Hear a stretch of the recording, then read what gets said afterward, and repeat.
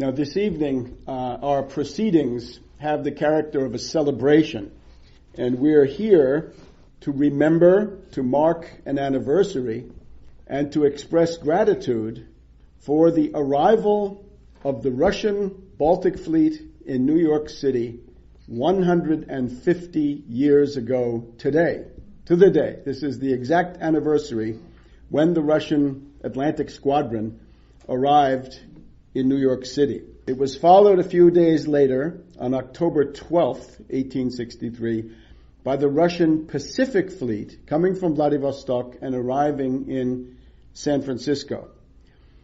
These events represent the only foreign military assistance received by Lincoln and the Union during the course of the Civil War. We therefore have to make an expression of gratitude, and we're also pleased to acknowledge a debt of honor. It's unfortunate that the official institutions have chosen not to acknowledge this debt of honor, but that only means that we are all the more dedicated to doing so. We have to thank the Russian people and the Russian government for their assistance to the United States at a time when they were the only friend in the world. Now, in that spirit, when we think of Abraham Lincoln, as people do frequently, recent movie, for example, you might think of Abraham Lincoln as somebody surrounded by people like Seward or Stanton or Thad Stevens or Thurlow Weed, the political fixer. But I would urge you rather to think of Lincoln on the international stage, and therefore to realize that when it came to the world, Lincoln had one principal friend, and this was Tsar Alexander II of the Russian Empire. He also had some sympathy from places like Thailand and others, but in terms of effective aid, it was Russia. And these fleets, and the first one arrived 150 years ago tonight, these were the only manifestations of concrete military support that the United States received in the entire Civil War era. Why these things have been forgotten and neglected, we'll try to get to at the end. But now let's go back to the north, to New York City, let's say, on the day before, September 23rd, 1863. What was the mood? Well, the mood was somber. The summer of 1863 was a tremendous series of battles. There had been the Battle of Gettysburg, the costliest in the war. At least it was a Union victory, followed then on July 4th by the Battle of Vicksburg, coming to an end, the Siege of Vicksburg, the capitulation of General Pemberton and Grant's victory. But then, especially in New York, the horrendous series of draft riots, the things that you've seen in that movie, The Gangs of New York, with lynchings, with burnings, with killing people in the streets, warships and troops firing on crowds of pro-Confederate rioters. And then, just a couple of days before the Russian fleets arrived, the Great Battle of Chickamauga, often forgotten, but the second bloodiest in the entire war, had occurred, well, from our point of view today, last Thursday and Friday. That was Chickamauga.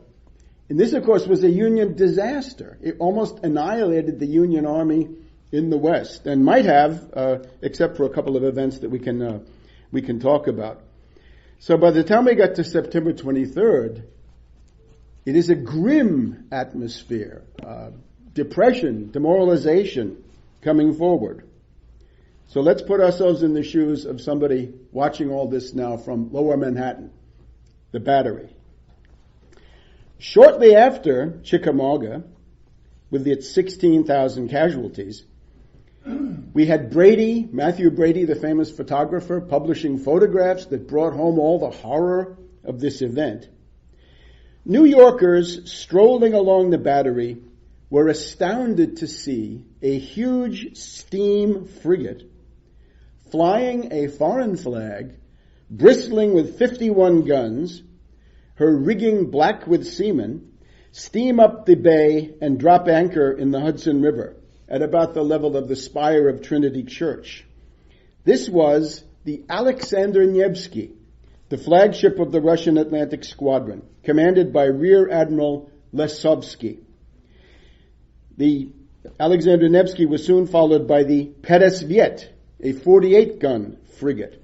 They were followed 2 days later by the Variag, a beautiful steam corvette, 2,100 tons, 14 guns, about the size of the Confederate raider Alabama. Within 3 weeks, you also had the Almaz and the Ostliaba, which steamed past the battery and anchored. There came a final ship, another steam corvette. That was the Vityaz. Now, these few ships, I would submit, changed the course of world history. On Thursday, October 1st, the New York City Council sailed down the bay to deliver a welcome resolution adopted by the city for Admiral Lesovsky. And the Russian fleet, using American-made guns, which had been cast in Pittsburgh, the Russian fleet offered a 71-gun salute, a lot of guns, which shook lower Manhattan. The city councilmen and the Russian officers sailed back to 23rd Street, where they joined a huge parade. And there was a reception at City Hall. Lesovsky and his party were taken to Matthew Brady's photography studio on 10th Street, where the admiral, his captains, and some of the crews were photographed. And if you look at Brady collections, you can see these things today. Harper's Weekly, October 17th, 1863, devoted about half the issue to these events. And the parade, above all the parade. The officers of the Russian fleet, riding in horse-drawn carriages, the admiral had 6 horses pulling his carriage, were escorted up Broadway past Trinity Church by an honor guard of U.S. troops and militia in the midst of a cheering throng. The procession passed Union Square. It wheeled into the vast current of Broadway. And as Harper's Weekly wrote, the scene became splendidly animated. The moving pageant rolled in the glittering stream down the broad thoroughfare between banks of upturned faces, the trappings of the equipages, the gold and silver epaulettes of the Muscovite guests, and the sabers, helmets, and bayonets of the escort. The cavalcade advanced to the joyous time of exulting martial music. There was a proud and gratified feeling evident in the hearts of the vast concourse assembled to greet it that would have been befitting to the most important triumphs at home. And Russian flags were everywhere. Now, sources favorable to the Confederacy point out that the Russian sailors visiting New York were so horrified at the living conditions they observed in the dreary city tenements that they donated $4,760 of their own money to alleviate these conditions. And then was the occasion of the Gala Russian Ball. It was held at the Academy of Music in early November. This was the high point of the New York social season of 1863-1864. It was a glittering event which contrasted sharply with the grim atmosphere of the Civil War. The event was catered by the famous restaurant Delmonico's, which delivered 12,000 oysters, 200 chickens, 1,000 pounds of steak, among other provisions. The Russian Baltic Fleet stayed in American waters for 7 months, and there were side visits to Boston, Annapolis, and Washington, D.C. Now, what did this gesture mean?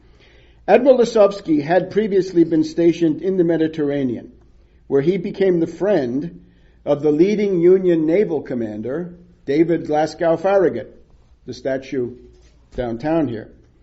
One evening, the two admirals were visiting the New York City home of Thurlow Weed, an ally of Secretary of State Seward. Weed was the Republican boss of New York State. Farragut asked Lesovsky, "Why are you spending the winter here in New York City anyway?" And Lesovsky answered, "I am here under sealed orders to be broken only in a contingency which had not yet occurred." And the Russian fleet in San Francisco was operating under identical orders, as he added. He pointed out that his orders were to break the seals of these secret documents if and when the United States were to become involved in a war with foreign powers. In 1863, this could only mean one thing. If Britain and France were to attack the United States, attempting to save the cause of the Confederacy, then London and Paris would be faced not just by a single war, but by a double war, because the fleets were the tokens, the earnest of the immense resources of the Russian Empire, its limitless spaces, its huge land armies, and so forth.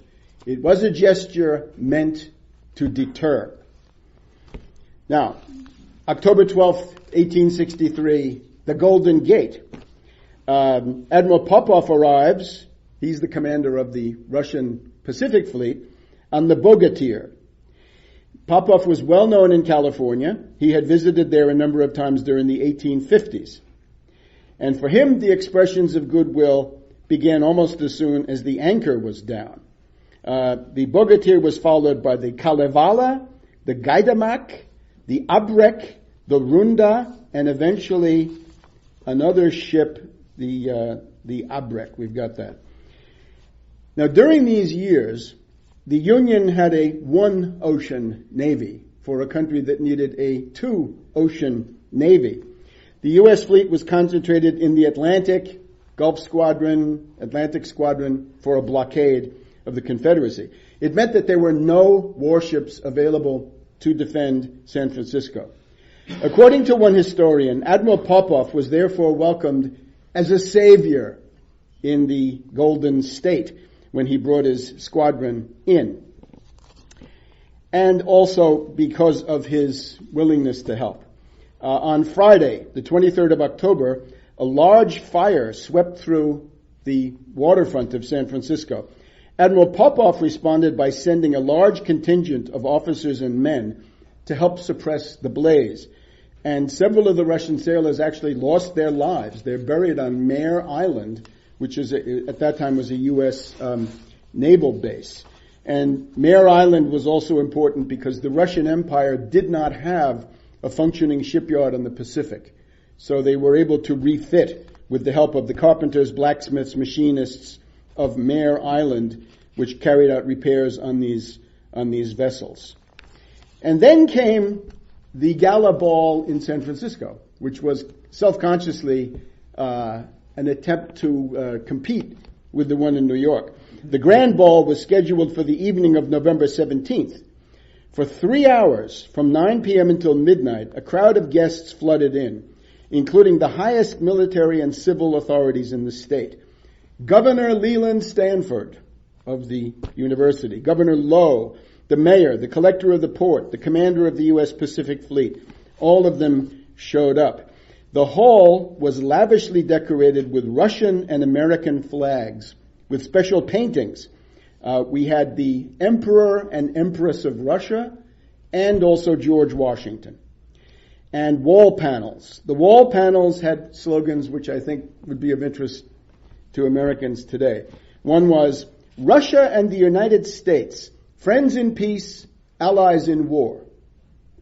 And another one, the first Alexander advocated our peace in 1812. The second Alexander prevents war in 1863. Now, to get that, you've got to know that the reason the British were convinced to lay off the U.S. at the end of the War of 1812 was a very stern warning from Russia saying, back off, at a time when there was a Russian army occupying Paris, which added a little bit of oomph to that. Another panel. The world has learned lessons of liberty from the Tsar of Russia. A polemic. Dancing to the music of two orchestras. The dinner began at 11 p.m. and continued till 4 o'clock in the morning, with a nightcap at 5 a.m. And this event was considered to be a great success. Now, again, the practical side. During the months after Admiral Popov arrived in California, there was a great fear of attacks by Confederate raiders like the Alabama, the Shenandoah, the Sumter, and so forth. The California state government, Governor Leland Stanford, appealed to Admiral Popov for protection. And Popov pledged that he would protect his hosts, saying, "Should a Southern cruiser attempt an assault, we shall put on steam and clear for action." The Russian admiral prepared to defend San Francisco against the Confederates. Now, I have to point out that one of the most distinguished professors of Civil War studies in the United States, whom I had the occasion of talking to at Gettysburg this summer for the anniversary there, told me very honestly and frankly that he was not aware of that rather important fact, which I'm afraid points to the neglect of these foreign policy studies. Now, Popov went further. Popov wrote a message, and he gave it to the U.S. authorities, and he said, if any Confederates come nearby, I want you to make sure that this message reaches them. And here's his message. According to instructions received from His Excellency Rear Admiral Popov, Commander-in-Chief of His Imperial Russian Majesty's Pacific Squadron, the undersigned, the Governor of California, I guess, is directed to inform all who it may concern that the ships of the Russian squadron are bound to assist the authorities of every place where friendship is offered in all measures which may be deemed necessary by the local authorities to repel any attempt against the security of the place. And he's doing this as the representative of the Tsar. Now, around the world, the strategic reverberations were felt immediately. In Britain, the Liverpool Journal was concerned about the potential that these Russian ships, 7 in New York and 6, I think, in San Francisco, this was not a fleet that could stand up to the Royal Navy. But as the Alabama had shown, a couple of commerce raiders could do enormous damage, and this was a large group of ships. The Liverpool Journal was afraid of this. The friendly harbor of New York offers the best position that could be conceived for a station whence at any moment a fleet of Russians and Americans could swoop down on the scattered British squadron and unarmed merchantmen. Punch, the British humor magazine that's so political, they were reading the Moscow Journal. The Moscow Journal was writing that the Moscow Journal was recommending a treaty with the United States so that America may be able to reckon with us, Russia. The commercial world of England shuddered at the presence of Russian frigates on the open sea. The neutral ports of America were a perfect haven from which to launch an attack on British commerce. And the Russian paper writes, our cruisers will be the terror of the commercial ships of hostile powers and will compel them to employ half their navies in guarding their merchantmen. Now, many leaders in London and Paris were simply apoplectic. British satirists attempted to portray Lincoln and Alexander II as two brother despots, each intent on crushing an internal rebellion. And the parallel was Confederates rebelling in the United States, Russian Poland had started a rebellion in 1861, and this had flared up again in 1863. Now, in its October 24th, 1863 issue, Punch printed a vicious cartoon, which you can see on my website, with Lincoln and Alexander as two arch villains, two oppressors, saying to each other. Now, this is it rhymes, I guess we can say.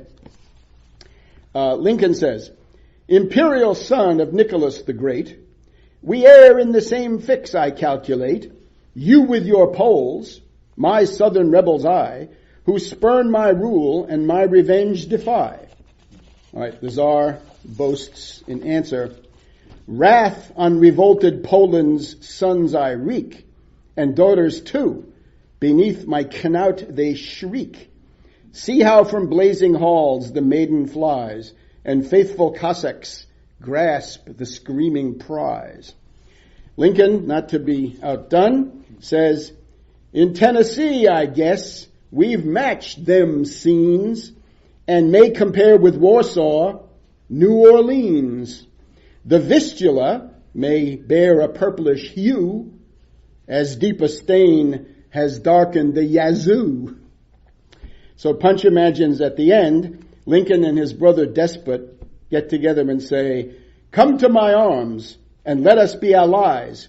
We'll squelch John Bull and scuttle Britain's Isle. But let us go and liquor up meanwhile." Now, Harper's Weekly had to answer. Harper's Weekly does a cartoon which shows Napoleon III, the dictator of France, emperor of France, and John Bull, the symbol of the British. These are the perplexed pirates, and they're looking at the port of New York from offshore through a spyglass, a telescope. Now I'm going to have to do this one for you too. The corsair Napoleon says to his partner in crime, he says, "Well, Mr. Johnny Bull, what you see that time you peep round the corner through your big glass?" And the pirate John Bull responds, "I see a very suspicious carver sitting in the New York harbor with half a dozen big Russian bloodhounds about him." And then they both groan with displeasure. Now, the coming of the Russian fleets was decisive in helping Lincoln get through the last and most serious threat of Anglo-French intervention. The Laird's shipyard, which had built the Alabama, was known to be building two powerful seagoing ironclad warships, battleships, that could give the Confederacy the ability finally to break the Union blockade of the southern ports. If you read Harper's Weekly, they talk about the Anglo-rebel rams. The Anglo-rebels. That's the enemy, the Anglo-rebels for the Harper's Weekly. So with the Russian vessels already at sea and reported to be coming towards America, U.S. Ambassador to London, Charles Francis Adams, felt strong enough to put a war ultimatum to the British government, to Lord John Russell and Lord Palmerston. And this was September 5th, 1863. And Adams says to Lord Russell, "If these Laird battleships are allowed to leave port," and I quote, "it would be superfluous in me to point out to your lordship that this is war." Lord Russell was shocked. According to one historian, this Yankee talked like an Englishman. Lord Russell had to pause and then backed off entirely. The Laird rams were first put under surveillance by the British government on September 9th. They were seized by the British government in mid-October. They never fought for the Confederacy.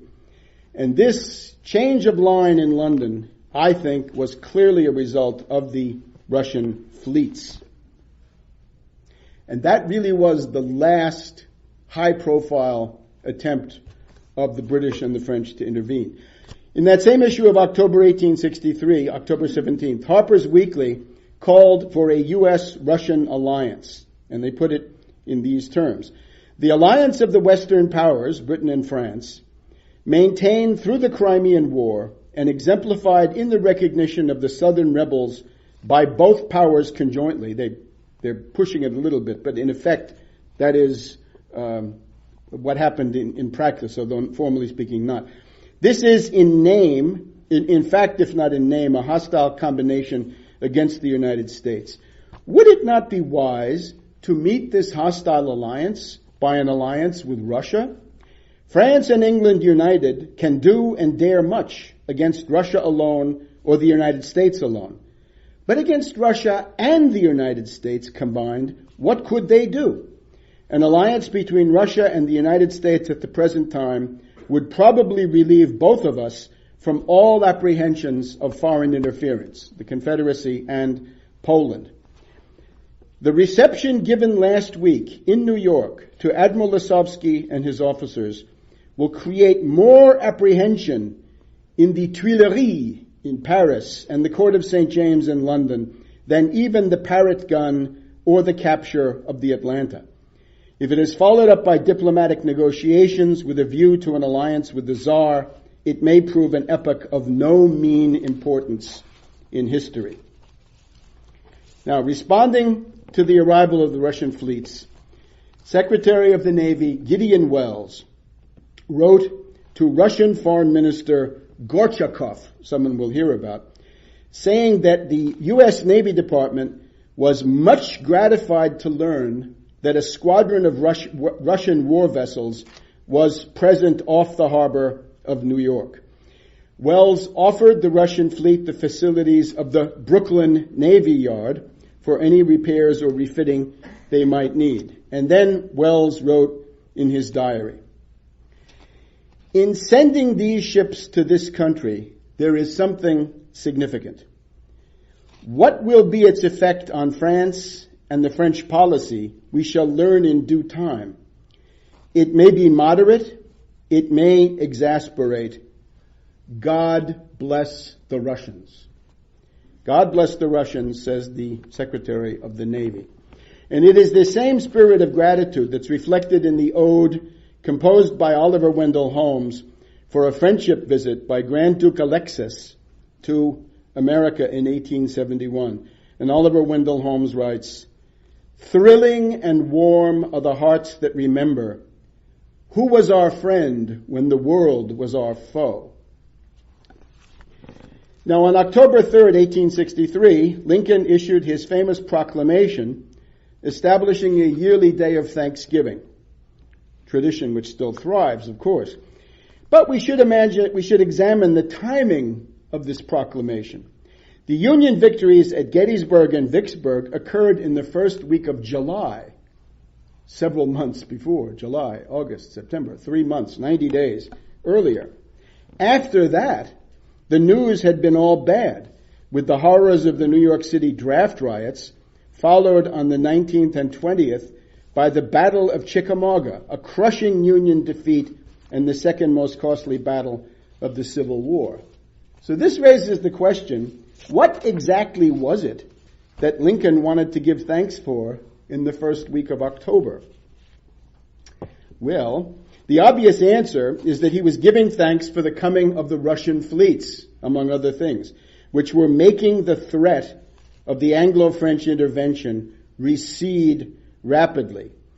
Let's take a look at the text of the Thanksgiving Proclamation. This was written by Seward, foreign policy guy.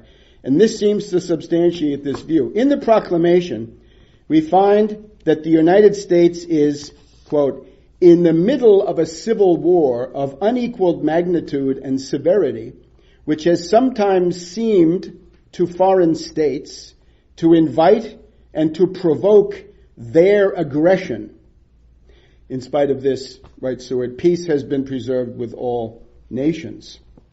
And I think we can say that the same mood suffuses the Gettysburg Address of November 19th, 1863, which happened to come at the height of the pro-Russian enthusiasm generated by the Russian gala balls in New York and San Francisco. And therefore, despite the prejudices of many historians who may consider this suggestion unthinkable, we must entertain the possibility that the Thanksgiving holiday, to be sure, and the Gettysburg Address possibly, reflect the wave of optimism generated by the arrival of the Russian fleets. Now, just a year and a day after Lincoln's death, April 16th, 1866, the Tsar narrowly escaped an assassination attempt. The indignation in the United States ran high.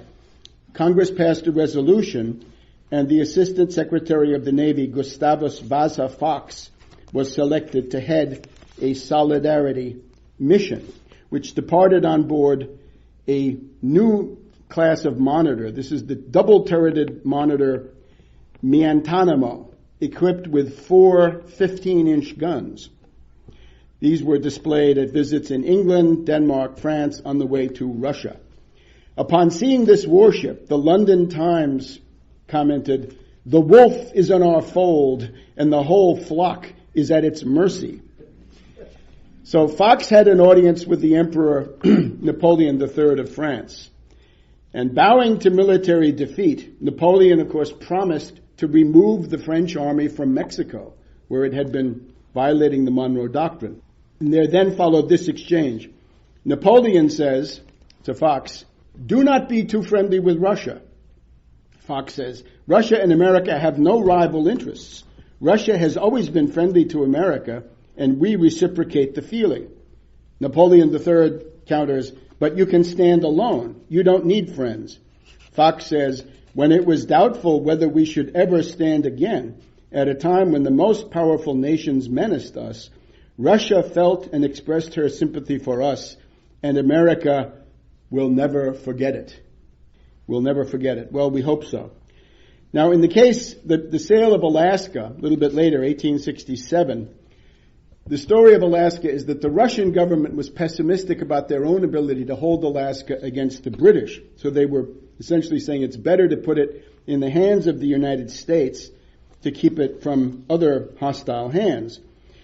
But the original deal, as proposed by Tsar Nicholas I, was that Russia would transfer Alaska provided that the U.S. government seized the entire west coast of Canada, so that there'd be no British presence there, right? This is simple maritime doctrine, right? You want to control the opposite coast from you. Polk, obviously, was not for this offer. The American people were yelling at this time, 54-40 or fight. 54-40 or fight meant that the U.S. territory would have touched the southern border of Alaska. There'd be no British presence on the coast. But unfortunately, that then did not come true. Then, Tsar Alexander II was assassinated in 1881. He was widely viewed in the United States as a Christian martyr. And there is a parallelism, maybe in Plutarch's sense, between Alexander II, who freed 23 million serfs, and Lincoln, who wrote the Emancipation Proclamation. But now, with Lincoln and Alexander both assassinated, the U.S.-Russian entente began to erode. Now, just a little bit of context on the prehistory of all this. The relations between the United States and Russia were excellent and friendly from before the American Revolution until about 1905. Theodore Roosevelt is the guy who wrecks the continuity. Some of the earliest contacts between the future United States and the Russian Empire came with Benjamin Franklin as a scientist. He was a friend of the Russian princess Vorontsova-Dashkova. She was a famous political and cultural figure in Russian society. And thanks to Princess Dashkova, Benjamin Franklin was inducted as the first American member of the Russian Academy of Sciences, founded by Peter the Great with the help of the philosopher Leibniz. During the reign of Catherine the Great, it was the electrical scientist Franz Epinus who wrote the draft of the League of Armed Neutrality from 1780 to 1783. The League of Armed Neutrality asserted that neutral countries like Russia had the right to trade with belligerents like, for example, the United States. The political sponsor of this measure was Count Nikita Panin. And Count Panin had to overcome the opposition of somebody you may have heard of, Prince Potemkin, or Potemkin, the Anglophile wing of the Russian establishment. Now, one of the most Russian of all the American presidents is, of course, John Quincy Adams, who went to St. Petersburg for the first time at the age of 14. He later served as U.S. ambassador to St. Petersburg from 1809 to 1814. John Quincy Adams was sent from St. Petersburg to the Netherlands to become the chief U.S. negotiator for the Treaty of Ghent, which ended the War of 1812. And it's clear that the task of John Quincy Adams was very much facilitated by that stern Russian warning to the British to end the war at the time that the Russian army was occupying Paris. And in American internal politics, the Jacksonians, for example, attacked John Quincy Adams for being too Russian. They even accused him of procuring women for the imperial court. Now, around 1840, a modernizing faction emerged in St. Petersburg under the patronage of Grand Duke Constantine. And this includes Prince Stroganov. And this can be the beef Stroganoff person. Prince Dolgoruki, Count Milutin, and the finance minister von Reutern. And the program of this group was to liberate the serfs, to industrialize Russia, and to cooperate with the United States. And perhaps in token of that, in 1842, the American railway designer, Major George Washington Whistler, was employed by engineer Melnikov as a consultant on the building of Russia's first important railroad from Moscow to St. Petersburg. Now later on we have the Crimean War in the 1850s. Russia actually hoped that the United States would join that war on the side of Russia, but unfortunately the U.S. leadership was too weak. The Russian Foreign Ministry expressed its opinion to the legation here in Washington that in case of a Russo-British war, the United States would become nos alliés obligés. The simple idea is that the main historical hostilities of the 19th century were Russia against Britain, that's the main one, and then the United States against Britain. So there's a convergence in hostility to Britain, but as I'm going to try to argue, there's also a positive content. There's a content of what we would call pro-development economics. The Russian ambassador in these years to Washington is a guy called Stuckel, and he tried very hard to get the United States to come into the war, but he was unable to do it. An example of what he had to deal with was James Buchanan, the later president, on whose watch, of course, secession occurred. Could hardly be worse. Buchanan was what was known as a doughface. A doughface was a northern man with southern principles, right? Somebody was willing to take orders from what Seward called the slave power conspiracy. Buchanan was the U.S. envoy to London, and Buchanan bought into the British theory that the Tsar of Russia is the despot. And another doughface, President Franklin Pierce, of course, an ancestor of Barbara Pierce Bush, he agreed with that too. Even so, U.S. opinion was outraged by the fact that the British were trying to recruit soldiers in the U.S. for the Crimean War, and as a result of this, the British ambassador to Washington was kicked out. He was ejected, persona non grata. American diplomats knew that the Crimean War was also directed against the United States. There's a famous speech by Lord Clarendon where he essentially says the dismemberment of the Russian Empire and something similar for the U.S. is what we have in mind. And we can quote the U.S. ambassador to Russia, Thomas Seymour. He writes in 1854 to Franklin Pierce, who is not going to understand it. He writes the following: "The danger is that the British and French, after they have humbled the Tsar, will domineer the rest of Europe and thus have the leisure to turn their attention to American affairs." Now, you can see that there's a lot of goodwill and a lot of convergence of interest. Who brought this together? Well, it's Cassius Marcellus Clay. Cash Clay, as he's known, an extraordinary U.S. diplomat, one of the greatest people ever to serve in the State Department, although I'm sure he would not be enthusiastically acknowledged today. Cassius Marcellus Clay of Kentucky became Lincoln's ambassador to St. Petersburg. And that's the number one most important U.S. diplomatic post. It's not an exile. It's not a Siberia. It's the heart of the matter. Cassius Clay was a relative of Henry Clay, the great compromiser. And of course, that's the leading light of the Whig Party from which Lincoln emerged. Cassius Clay was tall, handsome, and charismatic. There's a quote from Mary Todd, where Mary Todd said she wanted to marry Cassius Clay, but he chose another woman, so she had to settle for Abraham Lincoln. Cassius Clay published a newspaper called The True American. See, there are different kinds, right? There are the true ones and then the ones that are not so true. I wonder what the majority is today. He's an abolitionist.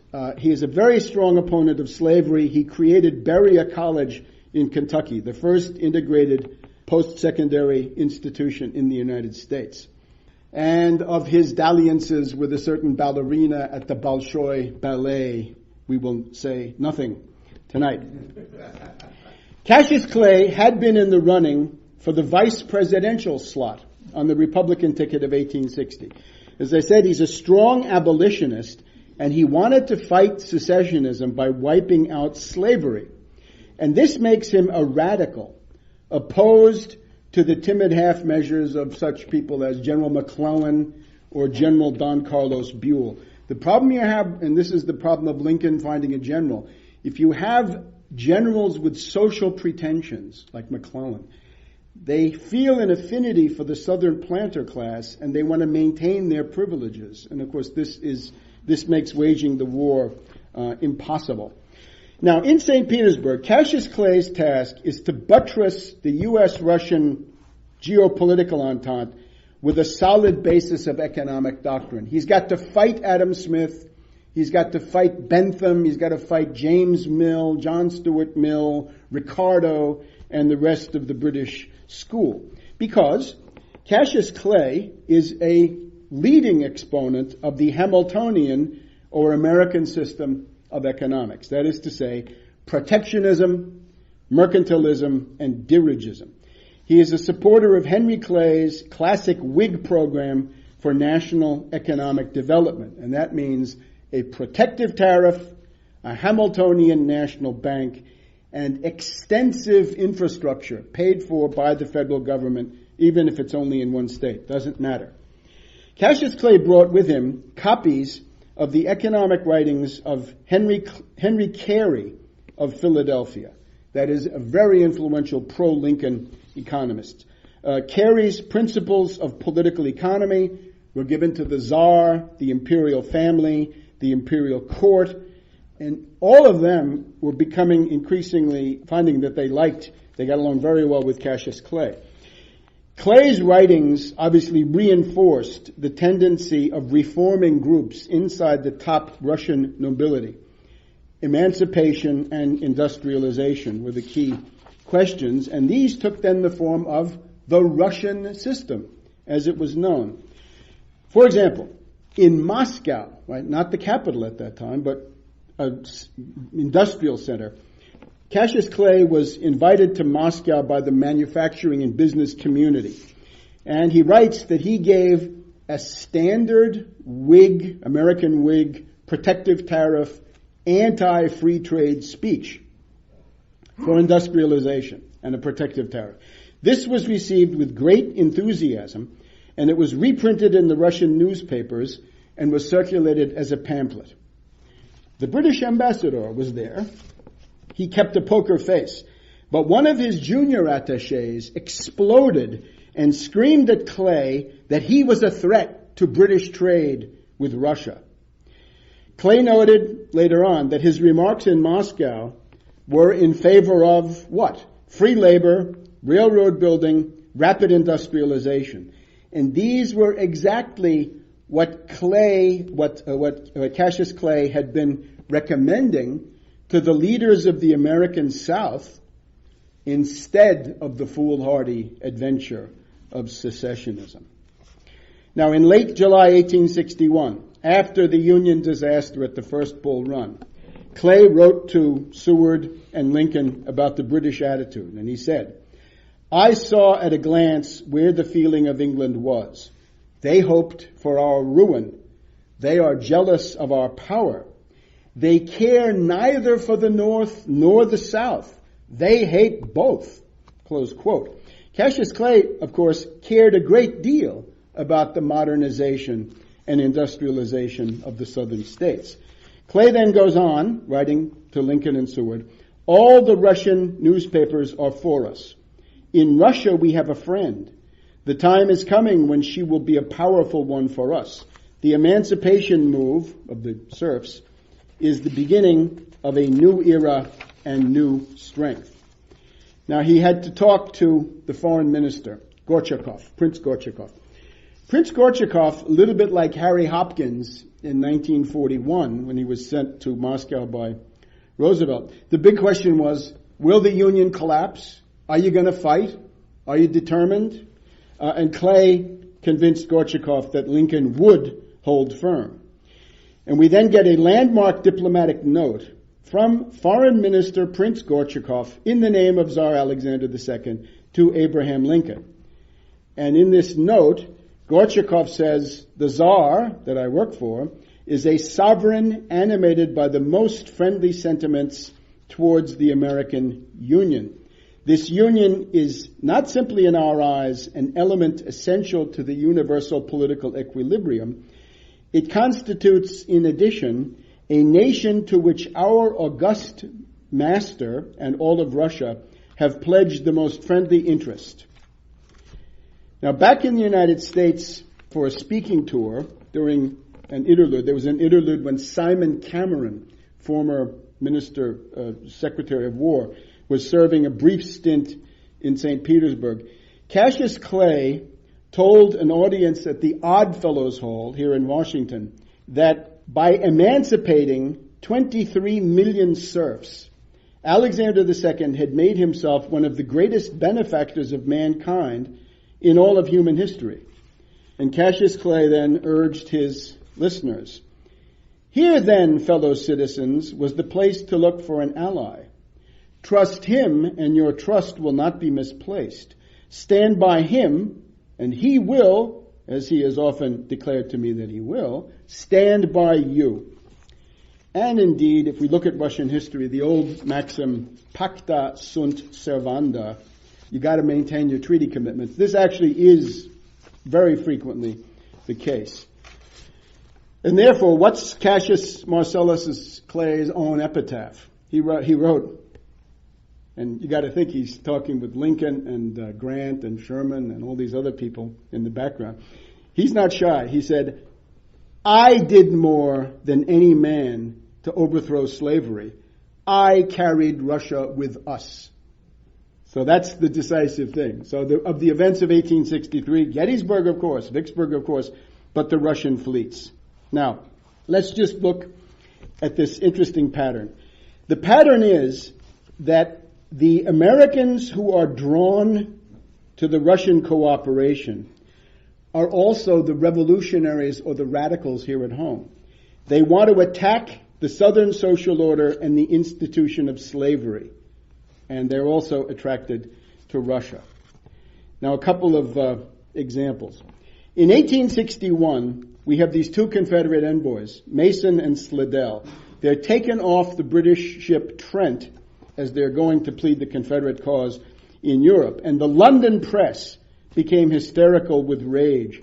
And the anti-union group in the cabinet, that's Palmerston, Russell, and Gladstone, they see the chance to start a war. And of course, St. Petersburg is watching closely. British Prime Minister Lord Palmerston dispatched a squadron of 8 ships of the line and 13 frigates and corvettes under Admiral Milner to the western Atlantic. He wanted to use the Great Eastern, the largest ship in the world at that time, as a troop transport to bring redcoats to Canada. And the British were discussing bombarding and burning both Boston and New York. They concluded that Boston would be harder because of the forts and the channels, but New York was more vulnerable, especially to a surprise attack. And we have documented a hydrographer in the Admiralty saying that New York is, quote, the true heart of U.S. commerce, the center of maritime resources. To strike her, New York, would be to paralyze all the limbs. So the special relationship not working too well that day. Now Lincoln, of course, commenting that one war at a time was enough, ended this crisis by turning Mason and Slidell over to the British. The thing that most historians will say, this crisis was ended by Prince Albert, right? Prince Consort, Prince Albert, Queen Victoria's husband. At the end of his life, on his deathbed, he said, we've got to have peace. Well, maybe, but I think more important is a message from the Tsar. This is sort of a circular to the powers. He says, Russia will support in every way possible and aid to the fullest extent of his power, the Tsar's power, it's his ancient ally, the United States of America, in its struggle against treason. Under no circumstances will the Tsar permit, if his efforts can prevent it, the success of the lately inaugurated rebellion against the laws and government of a friendly country. That's better than many Union generals at the time could do. So I would say that warning, and not so much the efforts of Prince Albert, stopped the London interventionists. Now, 1862, 1863, briefly. Lee made 2 invasions of the North. One is the one that leads to Antietam in September 1862, and then Gettysburg, July 1863. What were these invasions? What was the military political point? I would say they were both very much calculated to procure the recognition of the Confederacy by London and Paris, followed by Anglo-French military intervention against the Union. There is no Confederate, or there's almost no Confederate success scenario that does not include the intervention of the British and French. Confederate strategy cannot be understood without keeping the question of Anglo-French intervention constantly in mind. Now, Lord Palmerston, on September 14th, 1862, Lee is in Maryland. Lord Palmerston is hoping that Lincoln will be driven from Washington, the Army of the Potomac will be defeated and dispersed. So he contacts Lord Russell. Palmerston is the Prime Minister, Lord Russell, the Foreign Secretary.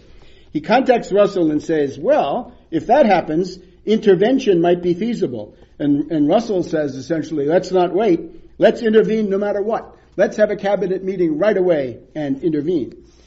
And we have to remember when we hear the crocodile tears of the London cabinet, right, they're so concerned about the human suffering.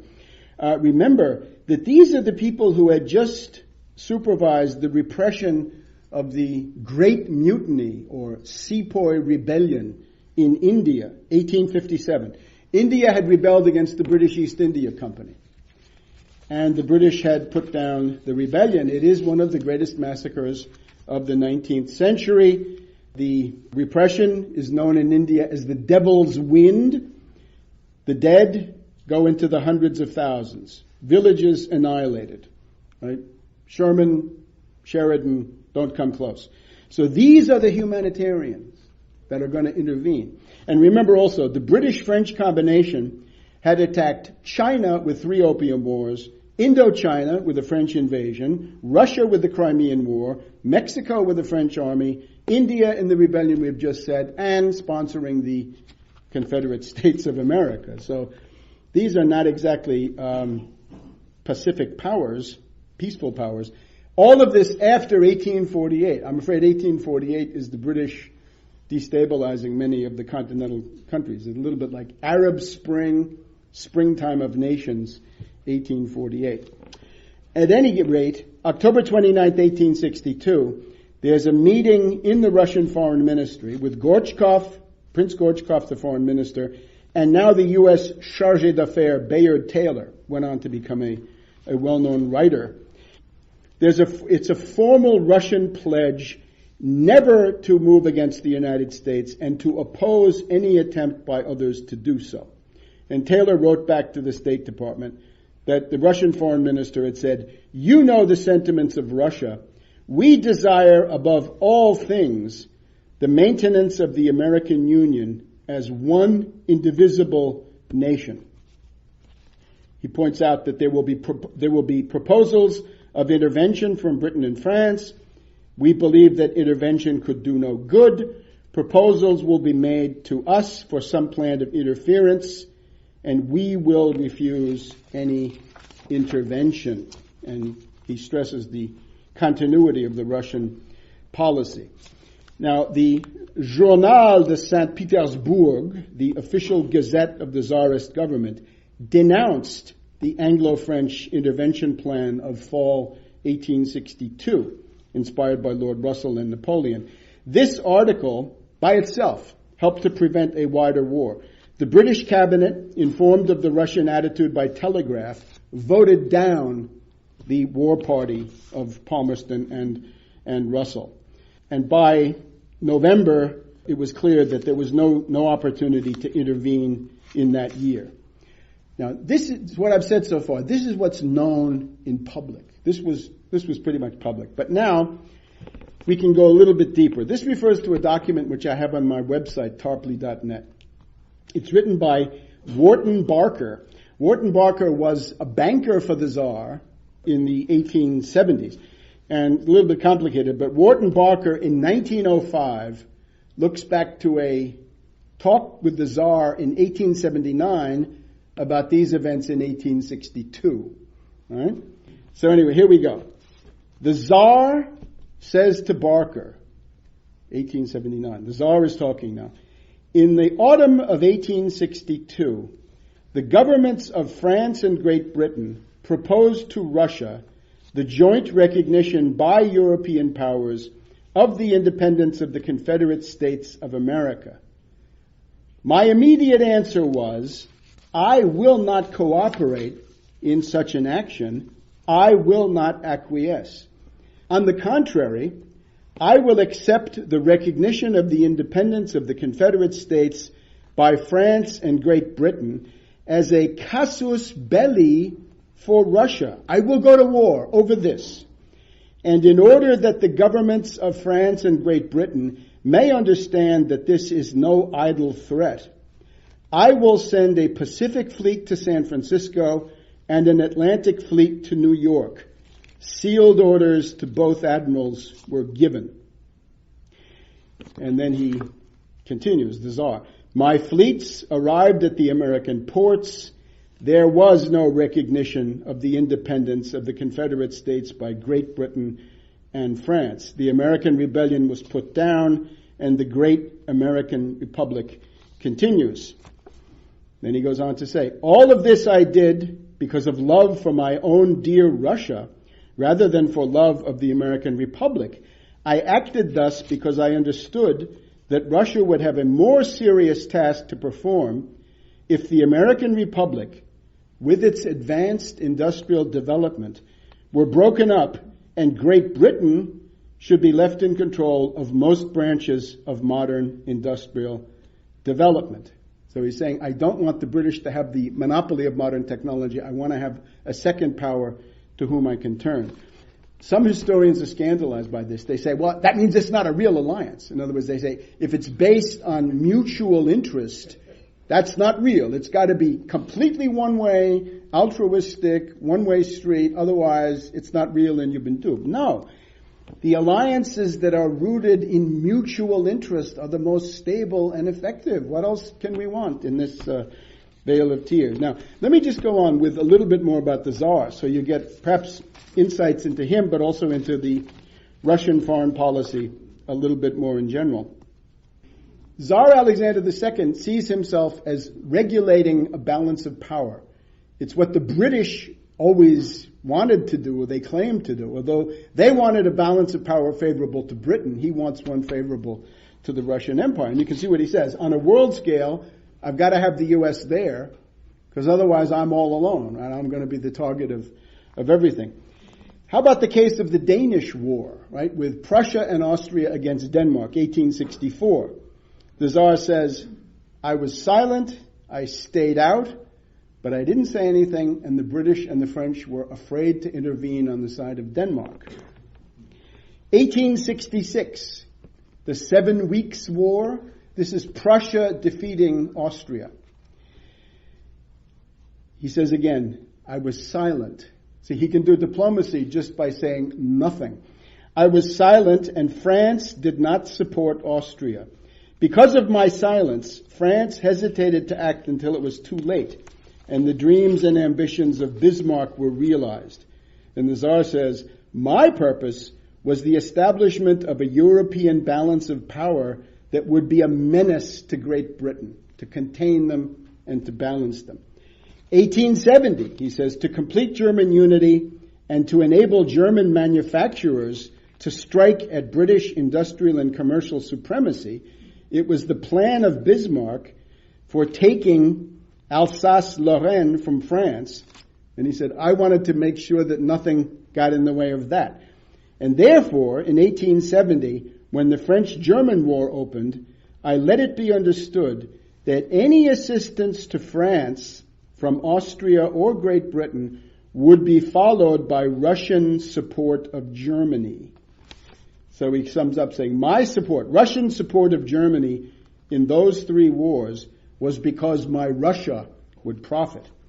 But then, he says this has a limit, in the 1880s, Bismarck was going to pick a quarrel with France, except that I told them to cool it. The Russian-French understanding now is preserving the peace in Europe. So you can see, this is what a statesman would do. He attempts to establish a balance of power favorable to his own country. He does not act as a belligerent, but he acts as a kind of a regulator, and sometimes he can do it just by saying nothing. Now, as for Foreign Minister Gorchakov, he prefers peace, but he's not a softie. In February 1862, he asked a Russian intelligencer coming back from America, can the U.S. Navy maintain an effective blockade of the southern ports? And Gorchakov, the guy can't tell him because that's not his specialty. So Gorchakov says, I will find out whether the U.S. has enough vessels to maintain the blockade. And if they haven't, we have. Russia has. Russia is going to maintain the blockade. The emperor, my august master, will not permit anyone to interfere with this blockade, even if he has to risk another allied war. So he can be tough. Cassius Clay, at a certain point, hears that a Confederate ambassador has come to St. Petersburg. He goes to the foreign ministry and he asks Gorchakov, have you received the Confederate? And in the terms of one of these observers, he's, no, thundered Gorchakov in majestic disdain. He dare not come here. So the persona non grata is the Confederate ambassador. Now, it's interesting, Yevgeny Primakov, Prime Minister of Russia, was an admirer of Gorchakov, and Sergei Lavrov in our own time today is also interested in Gorchakov. He tells us in a recent interview that Gorchakov had restored Russian influence in Europe after the defeat in the Crimean War, and he did it without moving a gun. He did it exclusively through diplomacy. And Lavrov cites Gorchakov in the following terms. This is Gorchakov talking now. Universal peace is a basis for natural relations among states. This basis ensures equality of all countries, big and small. Foreign intervention into the domestic matters is unacceptable. It is unacceptable to use force in international relations, especially by countries who consider themselves the leaders of civilization. Lavrov says this is a precursor of the UN Charter. Now, in conclusion, two little portraits of a couple of Russians who contributed to the Union side in the Civil War. First of all, we have Colonel Charles Desarnaud, A-R-N-A-U-D. He is an officer of the Russian intelligence service. He's an experienced military engineer. He was sent on a reconnaissance mission by the foreign ministry, by Gorchakov, I guess, to the United States in June 1860. And he goes to Ambassador Stuckel, the Russian ambassador, and Stuckel tells him that the main Confederate effort of 1861 is not going to be made against Washington, but in the Trans-Appalachian West. So Desarnaud goes out to St. Louis and meets with General John C. Fremont, who at that point is the commander of the Western Theater. This, of course, is the Pathfinder of the West and the 1856 Republican presidential candidate. And Fremont is also somebody who wants to end slavery as soon as he can. So soon that Lincoln has to disavow some of the things that he does because he gets ahead of the border state curve as Lincoln saw it. Now, one of Fremont's biggest concerns is to prevent the Confederates from capturing Cairo, Illinois, right? Written Cairo, Cairo, Illinois, and invading the rest of Illinois. Around this time, Lincoln had stated, if the Confederates can invade Illinois, the British and the French will recognize the Confederacy. That would be all the pretext they need. So Desarnaud goes on a dangerous reconnaissance mission, espionage mission, behind the Confederate lines. He gets received by these Confederate generals who are impressed by his continental savoir-faire, I guess. And he comes back and he says the South is about to take the offensive in the West. So Desarnot influences a couple of key decisions. One is he gets Fremont to call upon the governors of Indiana, Illinois, and Missouri to mobilize much faster than they had been planning to do. Basically says your timetable is not good enough. Got to move faster. Desarnot also convinces the Union commanders to build the famous 90-day gunboats. These are the ones known as the Eads Rams, the Pook Turtles, built in St. Louis, the Benton, the Carondelet, and others. There's one of them at Vicksburg that has been brought up that you can see. These ships were key to so many Union victories in the West. But now, this is the most interesting one. Desarnot comes back with intelligence that the Confederate commander, Leonidas Polk, right, the Episcopal bishop, is about to seize Paducah, Kentucky, on the Ohio River. So Desarnot, wounded in the head, rides around the clock for several days, reaches Cairo, Illinois, and seeks out the Union commander. And the Union commander is a nondescript, obscure Ulysses S. Grant. So he goes to Grant and he says, look, Grant, the whole war in the West depends on you getting to Paducah fast. And Grant is impressed by Desarnot. He acts on the advice and he beats the Confederates to Paducah by 6 hours. And that's September 6th, 1861. And the strategic consequences are immense. The Confederates lose all of western Kentucky. They lose the ability to have a defensive line along the Ohio River, which Jefferson Davis had been planning. And they lose the fortress of Columbus, Kentucky, which is up on the bluffs. It's like Vicksburg. There would have been 2 Vicksburgs instead of 1 if Columbus, Kentucky had not fallen. And if Polk had gotten to Paducah first, he could have captured Louisville, Cairo, carrying the war into the north. And Grant later wrote in his memoirs that Arnault's urgent report was the only reason that he chose to move against Paducah. Now, the capture and fortification of Paducah was Grant's first big break. It put him on the map. He took Paducah and Smithland. These 2 towns control the confluence of the Tennessee and Cumberland rivers with the Ohio. And that's the basis of Grant's entire strategy, is to go down those rivers to Forts Henry and Donelson and all the way into northern Alabama.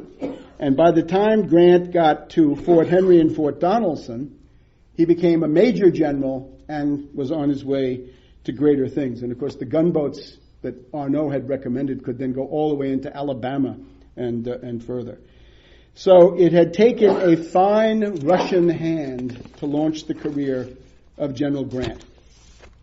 Just one more Russian.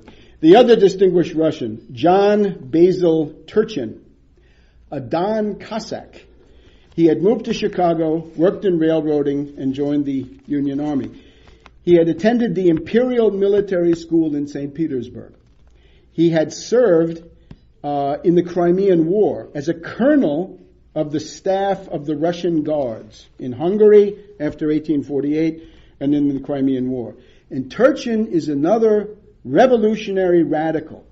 He believes in freeing slaves. For example, he's horrified that Union officers are willing to send slaves back to their so-called owners when they've been able to escape.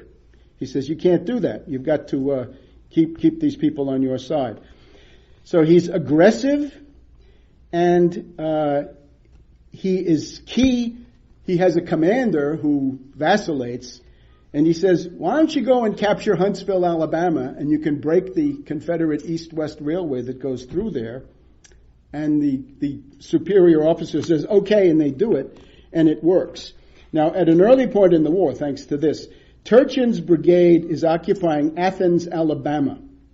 And by now the commander is Don Carlos Buell, another one of these martinets. He believes in the drill, not fighting. And he's an expert of cabinet warfare. So Buell says, don't touch property, don't touch the social order, send all the slaves back. So at a certain point, Confederate partisans, supported by the local population, overran one of Turchin's regiments. So Turchin says, boys, I'm going to close my eyes for 2 hours and then I'll be back. So the troops get the hint. They loot the town. Don Carlos Buell is scandalized. He puts Turchin under a court-martial. And I don't know what would have happened except that Lincoln intervened and promoted Turchin then to brigadier general. This incident seems to have given birth to the song, Turchin's Got Your Mule. When the Confederate aristocrats would say, what happened to my property? The Union troops would say, hey, Turchin got your mule. So that was taunting them. In other words, before there was Sherman, before there was Sheridan, before there was the hard war, there was Turchin, who had learned that in the Crimean War. Now, at Chickamauga, 150 years ago this past week, Turchin personally led not one but 2 counterattacks that saved the day. The first is on the first day of Chickamauga to stop a thrust by the Confederate Corps of Cheatham. And the second is on the second day when Turchin protected the left flank of the fallback position occupied by General George Thomas. And if you look at the map, Turchin has to go from the far right wing of Thomas all the way to the far left wing and then deal with the Confederate force under Liddell, who was going to cut off the Union retreat.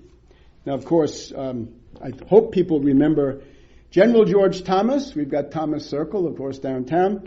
The Rock of Chickamauga. Later, the hammer, the sledgehammer of Nashville. But if we remember the Rock of Chickamauga, we have to remember that he had help. He had somebody like Turchin to help him protect his flank at the critical moment. One last thing about Turchin. November 1863, the anniversary is coming up. The Battle of Missionary Ridge near Chattanooga. There were 3 brigades that just started to go up the hill, up this precipice practically. The most successful frontal attack of the entire Civil War. Turchin was one of them. Turchin's importance is reflected by the fact that one of the national park reservations at the top of Missionary Hill is dedicated to Turchin. It's the Turchin Reservation. So, if we look at Grant's career, Missionary Ridge was Grant's last battle in the West, because after that he was brought to Washington to command all the armies of the United States. Grant had been helped in 1861 by intelligence from D'Arnaud. Go and capture Paducah today. In 1863, Grant benefited from the leadership of Turchin.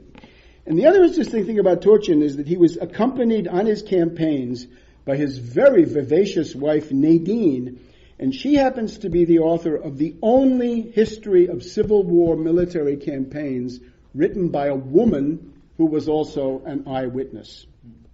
Now, the end is, why are these events, especially the Russian fleets, so neglected, so little studied? Why, for example, at the 150th anniversary of Gettysburg, there were 5 or 6 days of lectures back to back. There was nothing at all about foreign policy in any form. And I guess the reason is that as soon as it becomes foreign policy, it becomes what I'm talking about, which some people find embarrassing. Some scholars obviously are happy to sacrifice truth to the Anglo-American special relationship. I think Alan Nevins is one of these. You can read, I have an essay on my website, tarpley.net, where you can see that. There are also those other scholars that I mentioned who basically say, well, if it's based on mutual interest, then it's corrupt. It's not real. Let's just see how this happened. U.S.-Russia relations, very cordial from before the beginning until about 1905. How did it change? One is a guy called George Kennan. It's maybe not the George Kennan you think. It's George Kennan the Elder. the so-called explorer in the 1880s. So what does he do? He's a kind of, what can we say? He's a 19th century Samantha Power. He's concerned with human rights. He goes to Siberia and he says, look, there are these prison camps in Siberia. This is terrible. So we've got to somehow, instead of putting that in the context of the world as it was, make that the only issue and start being anti-Russian. It's interesting that the family business of the Kennan family is Russophobia. Because not only do we have George Kennan, we have George E. Kennan, I think it is, in the State Department in the 1940s, writing the so-called Mr. X long telegram that it's time to start the Cold War. So that's one thing. Then the big turning point, Theodore Roosevelt. In the Russo-Japanese War of 1905, the British decided they wanted to build up Japan to contain Russia in the Far East, to drive Russia back into Europe. Unfortunately, Theodore Roosevelt imitated the British policy of King Edward VII and took very strongly the side of Japan. The cherry trees are a monument to that mistaken policy, I would say. But after 1905, you can see all of the scholars who are pro-Theodore Roosevelt, pro-Bull Moose, pro-Anglo-Saxon, vigorous living, they begin to become anti-Russian. And then, of course, the Cold War. The Cold War is probably the biggest single one that's still operative today. We would have to ask, was the Cold War inevitable? Was it really needed? I would say not needed. Franklin D. Roosevelt obviously thought that the way the world could have done best after 1945 was essentially a U.S.-Russian condominium. And it may be that this could even hold true today. We'd have to look into it. I would say the person who did most, for example, to turn Harry Truman into an anti-Russian point of view is Averell Harriman, Roosevelt's ambassador to Moscow, who as soon as Roosevelt had died came flying home to try to indoctrinate Harry Truman. Just a couple of words about this. At the time, Walter Lippmann, known in these halls as a famous correspondent, Walter Lippmann in 1945 wrote that the conflict between the United States and the Soviet Union is not inherent in the nature of things. It's caused by the inexperience and emotional instability of our own delegation. Stettinius, Harriman, people like this. But, he says, there's a far deeper conflict of interest between the British and the Soviets than between Washington and Moscow. And Lippmann says, we've made a mistake. We've allowed ourselves to be placed in a position where, instead of being the moderating power which holds the balance, we have become the chief protagonists of the anti-Soviet position. None of this would have happened if Roosevelt were still alive. And Lippmann then says, we're going to have more conflict, quote, if we do not recover our own sense of national interest about the fundamental U.S.-Russian relationship. Now, if you dial up the Why We Fight series of World War II, you will see that Frank Capra, at the beginning of the Russian one of Why We Fight, he quotes Frank Knox, Republican, Secretary of the Navy, candidate for Vice President against Roosevelt. And Frank Knox says, we and our allies owe and acknowledge an everlasting debt of gratitude to the armies and peoples of the Soviet Union. And you've heard, that's the same kind of language we've heard from Gideon Wells and some others. So, you pays your money and you takes your choice. You can choose the pro-Russian camp with Benjamin Franklin, John Quincy Adams, Abraham Lincoln, Franklin D. Roosevelt. Or you can go into the anti-Russian camp with Andrew Jackson, Jefferson Davis, Harry Truman, and other worthies. I think that's an easy choice. Now, Wharton Barker puts it this way, this banker, writing in 1905. He says, in 1905, I think he's trying to push back against some of the Theodore Roosevelt stuff, Americans cannot forget the Russell-Palmerston-Louis Napoleon proposal to attack the U.S., or the Alexander answer of 1862 to 1863.